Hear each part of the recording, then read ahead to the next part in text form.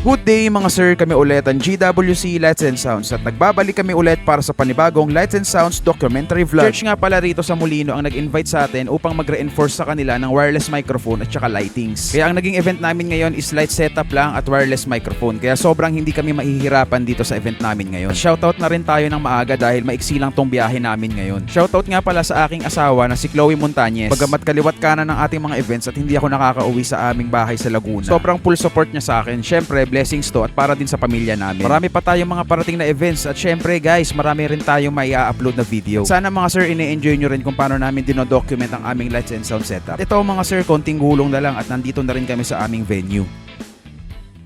Okay, pre. Thank you. Naka-vlog ba tayo dyan? Oo, pre. What's up? Shout out, GWC!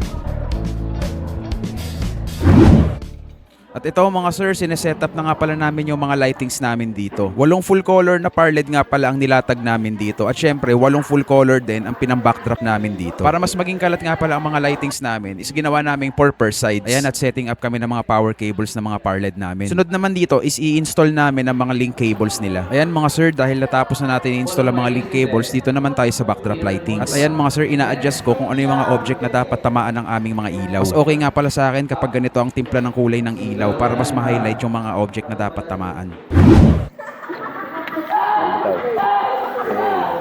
Taas natin. Hop.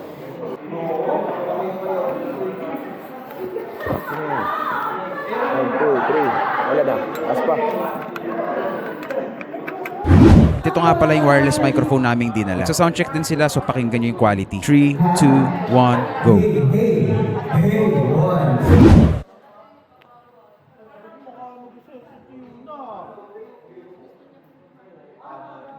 So ayan mga sir, pinoprogram na rin ng Croco yung aming mga lightings. Bigyan na rin natin ng konting montage yung naging setup natin.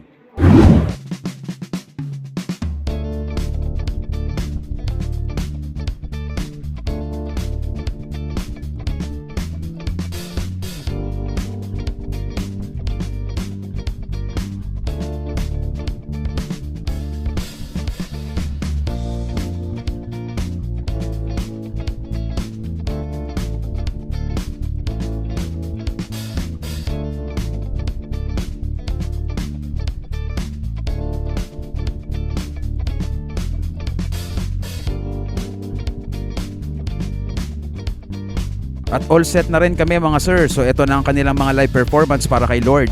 Enjoy!